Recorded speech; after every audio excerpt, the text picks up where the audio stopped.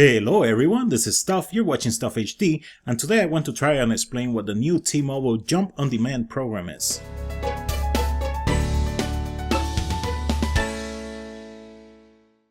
So for many years we used to go to the store and pay about $200 to get a phone, and then we would sign a 2-year contract. Now what most people don't understand is the fact that during those 2 years you were still paying for the phone, you were just paying for it within your normal service fee.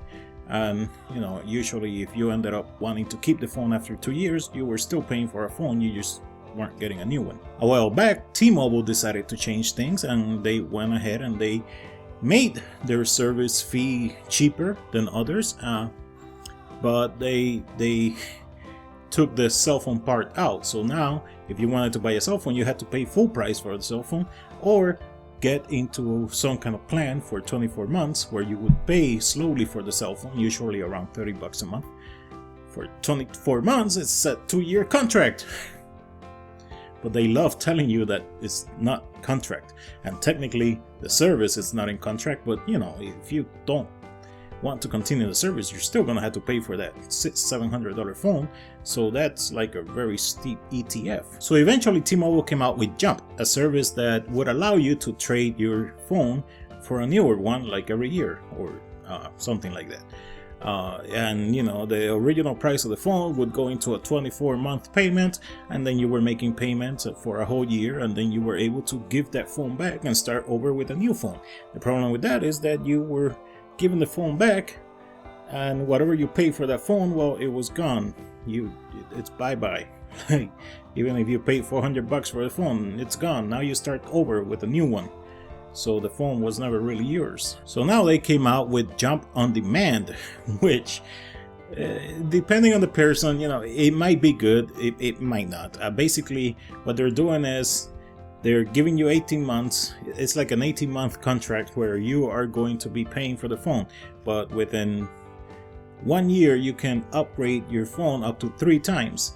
So let's say around like every 4 months, although you certainly don't have to wait 4 months. So how does it work? Basically you go to the store and they tell you, hey, here, have these iPhone 6, because there is a limited amount of phones that you can actually use this with. Currently it's the iPhone 6, iPhone 6 Plus, the Galaxy S6, the Galaxy S6 Edge, and the Galaxy Note 4, and also the LG G4. Those are the only phones currently. They're supposed to be adding more. Anyway, you go to the store, you say, hey, I want a phone. They tell you, hey, take this one. You don't have to pay anything. You're just gonna be paying like $20 a month extra for the phone, but then you can upgrade it up to 3 times a year, and then you'll be like, yay, that sounds good. And it can be good if you're an Android user. It can be good. iPhone users, well, a new iPhone only comes out every once a year, so you're not gonna be upgrading the phone like 3 times a year. And if you're a die-hard Samsung Galaxy S fan, then you're only gonna get a new Galaxy S phone once a year. If you're like me, where you like changing phones every once in a while, it might seem like it could be good, but it's actually not that great, because once again, at the end, if you, let's say, go a whole year paying for it, and then you want a new one, yeah, they'll give you a new phone, but whatever you paid towards that phone is gone. You gave it to them, and then you're returning the phone. And by the way, you better be careful. You better make sure that your phone is in flawless conditions, because if you broke the screen or you broke anything, you're gonna have to pay full price for that phone, which is one of the difference between Jump on Demand and the original Jump. The original Jump, it used to also act kind of like an insurance, because you were paying $10 extra a month to be on Jump. Jump on Demand, you're not paying extra, so you don't get that insurance. So if you break your phone, you will have to pay full price for it. So again, you go to the store, they're like, hey, here, take this phone. You don't have to pay anything now.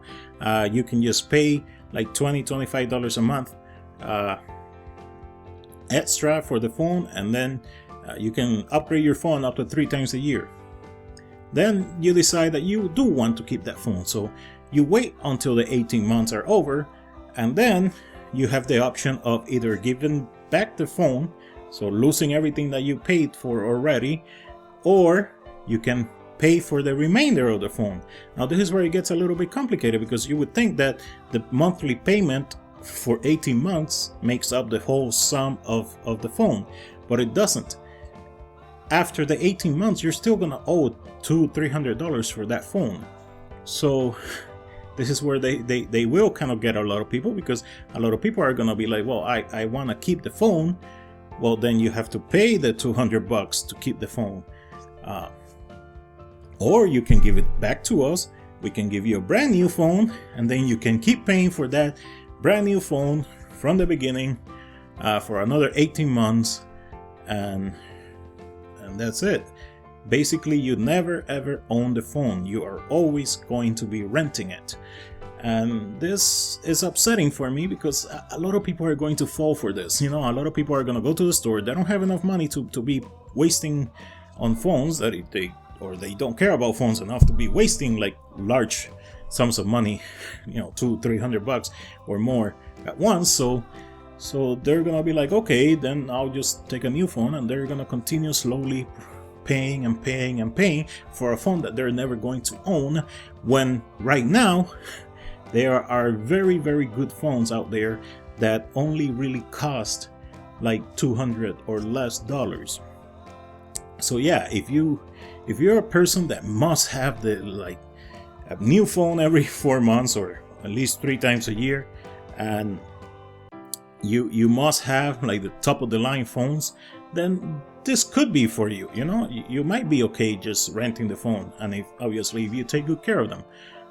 But if you're somebody who just can't afford to get the newest iPhone or the newest Galaxy S phone, I guess it's okay for you to rent it, as long as you fully understand that you're renting it. But always understand that there are such great phones out there for so much less. Yeah, it might be more difficult to just pay $200 up front for a phone, but then it's your phone. You own it. You can do whatever you want with it.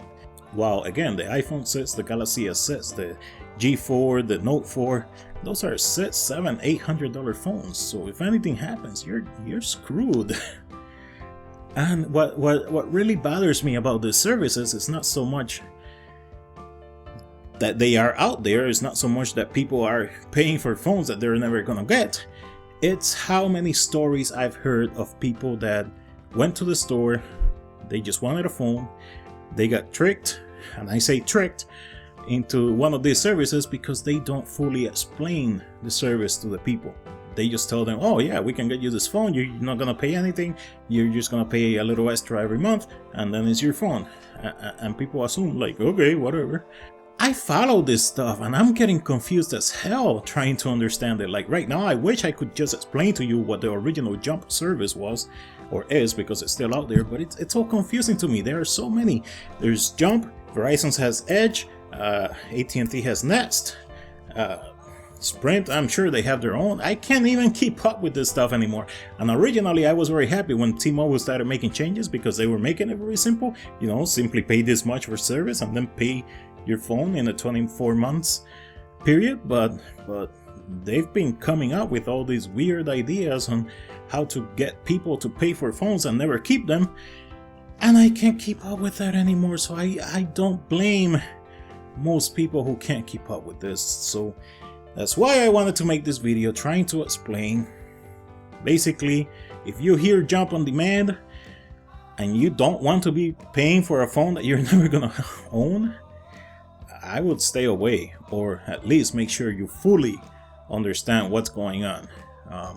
If they talk to you about Jump or Jump on Demand and you're not sure, ask questions, because honestly, it's not a service that I could just tell you it's good or it's bad.